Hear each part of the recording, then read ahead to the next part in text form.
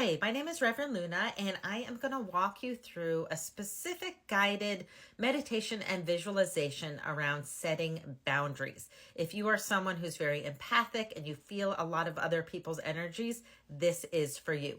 So, the first thing I want you to do is close your eyes, and I'm going to do this with you guys. So, I want you to close your eyes and find this spot in the center of your head. I call this your anchor point, right? And if you think about your eyes, it's about 2 inches behind your eyes in the middle of your head. And I just want you to imagine a golden, like, golf ball there, right? And I just want you to feel in that space, this anchor point is our point of neutrality. It's our point of calm. It's our point of clarity. This is a place where we don't have any judgment. We don't have any self-doubt. This is, if you are a clairvoyant or you are like claircognizant, this is where your information comes in. But everyone has the ability to access this point. So I want you to feel this anchor point. Imagine that golden golf ball. Gold is our own highest vibration. We have an unlimited amount of it. So anytime that you're feeling stressed, you can go back to this anchor point. And right now, I just want you to expand that golf ball just to about the size of a grapefruit. And what we're going to do is we're pushing out any energy that doesn't belong to us. And we're just going to push that out. And we're going to feel that golden energy right in the center of our head in our anchor point. Okay? And so just feel into that for a moment. We're sending anyone's energy back to us or back to them. And also the energy of any places or any things. And anytime we go to a place or even we, pet someone's dog or whatever, we're taking on a little bit of their energy. And if we're an empath, we want to make sure that we're separating our energy from their energy. So I just want you to bring that back. Maybe you're bringing that grapefruit back to about the size of a golf ball. And I just want you to kind of keep your attention there during this meditation. And ideally, I didn't mention this before, but if you could be sitting down, this is ideal to be doing in a chair. I like to meditate sitting down with my feet on the ground. Now, everyone does it differently. If you want to do it differently, that's fine. But if I do other meditations, and you're going to build on this later. So if you want to be sitting, if you're lying down, just put your knees up so your feet can be on like the bed or the ground. That's how I like to do it. Now I want you to imagine, and we're keeping our attention in that anchor point in the center of our head. I want you to imagine your aura.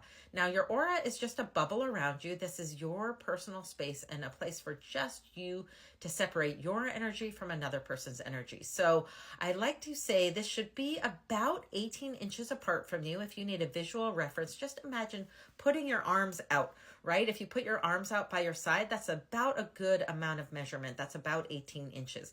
Now, I want you to visualize your aura, and it's around you and equally spaced that 18 inches on the sides, in front of you, behind you, above your head, and below your feet. So just set the intention. If you can visualize it equally spaced around you. If you're not a good visualization person, just set that intention. Say, I would like my aura to be 18 inches around me, behind me, above me, below me. Okay, so that's beautiful. And then what I like to do is coat my aura in what I call certainty blue. And you can imagine that blue color in any shade of blue you like, right? And the intention behind this is just to help you see your aura a little bit more clearly so you can create that definition. Okay, so we're coating our aura in this color. And then what I like to do is really clean out my aura on a regular basis. And this could be daily, it could be weekly. If you're a person who takes in a lot of other people's energy and you know this, you might want to do it more frequently. Also, anytime you go into a public space, if you're going to an airport or a really busy workspace, or you work with a lot of people, then you're going to want to do this when you come home, especially if you feel like you've taken on stuff. So I want you to imagine in your aura, you have this imaginary cleaning tool. So I always imagine a magical Swiffer. You can imagine a vacuum. You can imagine any kind of cleaning tool that you like. And I imagine my duster is like this magnetic Swiffer. And what I do is I go from the bottom of my aura to the top, and I kind of swirl it around. And because mine is magnetic, it very easily picks up any energy that isn't mine. And my goal is to pick up anything that doesn't belong to me. And again, sometimes I visualize this and I see these little black spots and little dusty areas. If again, you're not a visualizer, just intend, okay, I'm going to clear out anything that doesn't belong to me. So what I do is I go from the bottom of my aura to the top. I'm cleaning out any dust that doesn't belong to me. And I'm doing this very quickly. It doesn't have to take forever, and I don't have to find every little tiny little piece because I am magically intending for this all to be cleaned up. So I'm going to clean up everything in my aura, and then I'm going to take this cleaning tool and I'm going to toss it outside of my aura. And I'm going to imagine it exploding it. Don't explode it until it's outside. So I usually like throw it out and just imagine that exploding. And that's really, really helpful. Now I've taken all of that energy that was from other people, other places, other things, and I've cleaned it out. Now, the other thing is anytime that we go and visit a place, I said this before, we leave our energy in these places. So I went and dropped off my kids at school this morning. I'm going to actually call my energy back any place I left it. And just set that intention. Okay, I'm calling any energy that I left with any people, places, or things. I'm calling it back to me. My aura is nice and clear right now. Beautiful. So the next thing I'm going to do is I'm going to put up some protection roses. So I always use roses as a symbol, and I think it's really easy. Everyone knows what a rose looks like. In many cultures, a rose represents our soul. So I just imagine one big protection rose outside of my aura.